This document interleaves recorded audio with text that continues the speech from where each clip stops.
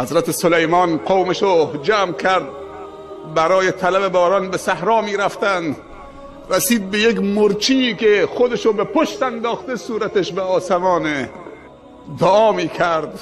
میدونه دعای این مرچی چه بود؟ در مسیرش دید که مرچی ناچیز خودشو به پشت انداخته روی خاک، سر به آسمان میگه اللهم انا خلق من خلقک.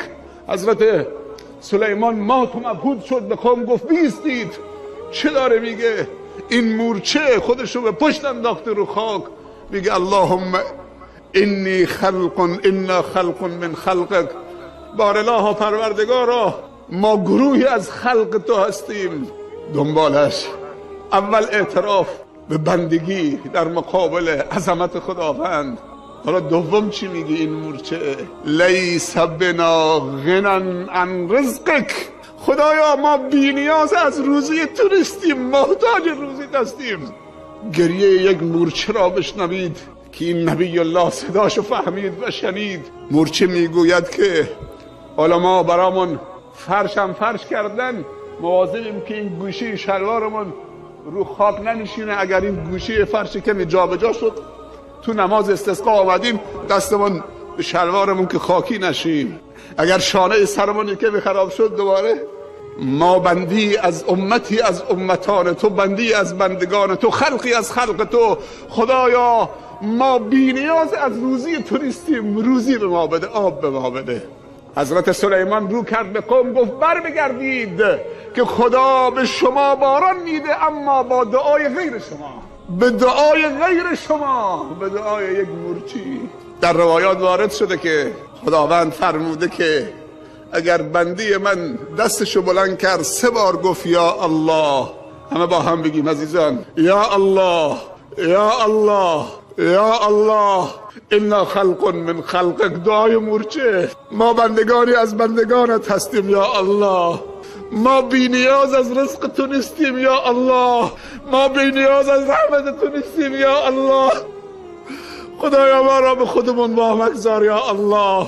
خدایا بارانی بر دلهای ما نازل بکن که درون ما رونق بگیرد. خدایا به داد دلهای ما برس که دلهای ما مرده، نه زمینها. درون ما خشکیده یا الله. خدایا بارانی بر دلها و افکار ما بریز و به داد دلها نیتهای ما، به داد افکار ما را تصویب فرما. ما در ابتدای سال جدید 1432 هجری هستیم. امروز روز 2 و 3 سال هجری، سال 32. اللهم یا مقلب القلوب والابصار، یا مدبر اللیل والنهار، یا محول الحول والاحوال، حول حالنا الى احسن الحال. ربنا ظلمنا انفسنا وان لم تغفر لنا وترحمنا لنكونن من الخاسرین. ربنا ظلمنا انفسنا، دعای بابا آدم و ماما حوا. ربنا ظلمنا انفسنا وان لم تغفر لنا وترحمنا لنكونن من الخاسرین. ربنا ظلمنا انفسنا وان لم تغفر لنا وترحمنا لنكونن من الخاسرین. خدایا محتاج رحمتت هستیم.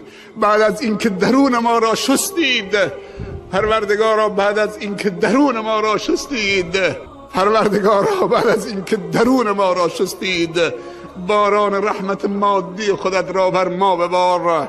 چون همه جا خوش شده، آبها عمیق شدند، چراگاه ها کم شدند، بندگان تو نگرانند. خدایا اینایی که میبینید 90%شون 2-3 روزی که روزه هستند، امروز با دهان روزه آمدن. خدایا صندوقی برای بیماران تالاسمی و سرطانی و کلیوی گذاشتند. خدایا عجله‌ای برای رفتن ندارند. خدایا اگر تو اونها را بیامرزی و استغفار و توبهشون رو قبول بکنید، مشکل باران ندارند. مشکل این که دلشون خشکیده شده، توکل و ایمانشون و یقینشون و عقیدشون ضعیف شده و اخلاصشون خدشه‌دار شده و مسیر قلبشون منحرف شده. خدایا به این جمع نیازمند رحم بفرما. از خانه هاشون به این بیابان آمدن. تو خودت گفتی اگر بنده من دستشو بلند کرد 3 بار گفت یا الله یا الله یا الله. تو خودت گفتی که من شرمم میاد که دست بندم و خالی بر بگردونم. خودت گفتی ادعونی استجب لکم. خدایا ما نیازمند و درمانده و بیچاره و فقیر هستیم. یا ایها الناس انتم الفقراء الی الله، همه شما فقیر به درگاه خدا هستید. یکی از آداب استسقا متوسل شدن به دعای صالحین هست در حیاتشون. پیامبر صلی الله علیه وسلم روی منبر خطبه می‌خوندن. یک دفعه اعرابی در جمع بلند شد و خطبه آن حضرت رو قطع کرد. گفت یا رسول الله صلی الله علیه وسلم هلک العباد والبلاد، همه هلاک شدن، دعا بفرما. خطبهشو قطع کرد، دستشو بلند کرد، اون قدر دستشو لرزوند و گریه کرد که سپیدی زیر بغلش نمایان شد. هنوز دستشو پایین نیاورده بود که ابری کل مدینه رو در بر گرفت و بارندگی شروع کرد و همینجور ادامه پیدا کرد تا هفته بعد. دوباره روی منبر بود خطبه میخوند. دوباره همون اعرابی آمد تو جلسه، گفت یا رسول الله دعا بکن تا باران بند بیاید، قطع بشود، هلک العباد والبلاد. این دفعه دیگه چه؟ از شدت بارندگی سیل راه افتاده، عباد و بلاد همه هلاک شدن. پیامبر دوباره دستشو بلند کرد، گفت اللهم حوالینا ولا علینا، خدایا از سر ما بلند کن ببر تو اون تپه ها و اون جاها و جاهای دوردست. بارندگی قطع شد و حضرت عمر رضی الله عنه بعد از وفات پیامبر صلی الله علیه وسلم، حضرت عباس عموی پیامبر مستجاب الدعا بود، میرفت پیشش میگفت یا عباس، ای عباس، ما در حیات پیامبر صلی الله علیه وسلم اگر دچار قحطی میشدیم به دعای پیامبر ما متوسل میشدیم به درگاه خداوند، باران به ما میداد. الان دیگه پیامبر نیست که دعا بکند، ای عباس به دعای تو متوسل میشویم که به درگاه خدا دعا بکنید تا خدا باران بدهد. که ما متوسل شدیم به یکی از کم سن و سال ترین بچه های عزیزمون آمد برای ما شما دعا کرد.